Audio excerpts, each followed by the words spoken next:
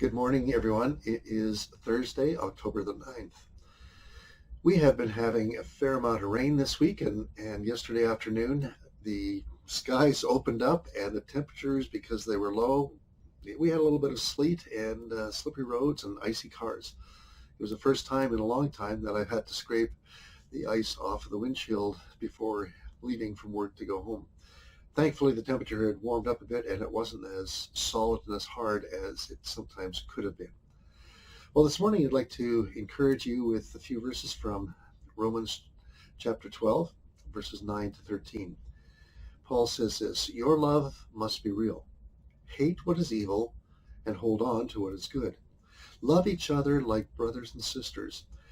Give each other more honor than you want for yourselves. Do not be lazy, but work hard, serving the Lord with all your heart. Be joyful because you have hope. Be patient when trouble comes, and pray at all times. Share with God's people who need help, and bring strangers in need into your homes." There's all sorts of things that are amazingly awesome nuggets here, and obviously I could have probably spent a lot of time on any one of these verses. But there's a couple of things I want to bring out.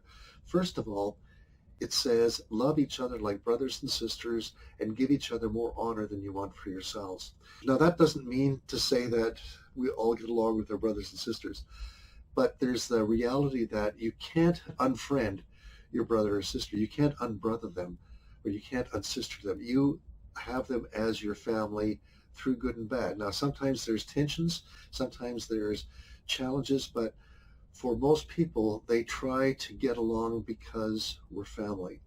You try to make accommodation for those that you perhaps don't hold views as you do. Why? Because they're family. And so Paul is saying this is kind of the thing that we need to be doing as well, treating each other like family, because in the church, that's really what we are. That's really who we are. Then he continues, he says, don't be lazy, but work hard, serving the Lord with all your heart. And that's just an encouragement again to say, put your every energy into what you're doing. Don't abstain from doing good things, but as you're doing good things, don't do a mediocre job. Rather, give it your all. And he says, be joyful because you have hope, and be patient when trouble comes, praying at all times.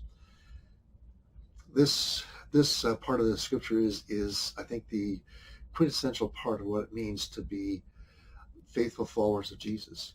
Because we follow Jesus, we know that when trouble comes, we don't travel through it alone, that our joy isn't dependent upon our circumstances, but our joy is there because we have hope that there is a God who not only loves us, but walks with us through all circumstances. And then the last part, share with God's people who need help and bring strangers in need into your home. That's a two-part aspect of hospitality, isn't it? The one part of hospitality is easy to do with those that we know, that those that are in our church family. It's easy to have them into our home and share what we have with them. It's a little harder to share with those people we don't know because, well, we don't know them. But Paul is saying, be generous, be hospitable, both to those inside the church, but also and especially those who are strangers and need your help. Well, I hope as we enter into this Christmas season, and I know we've just gotten over Halloween, but we're already heading into this Christmas season. I hope as we head into this Christmas season that we will take these encouragements to heart and work diligently to not only be people of hope, but also to be people of generosity, inviting people into our homes, into our lives, and giving opportunity to befriend them and to lead them to a knowledge of who Jesus is and the reason for our hope. God bless you, church. Praying for you today.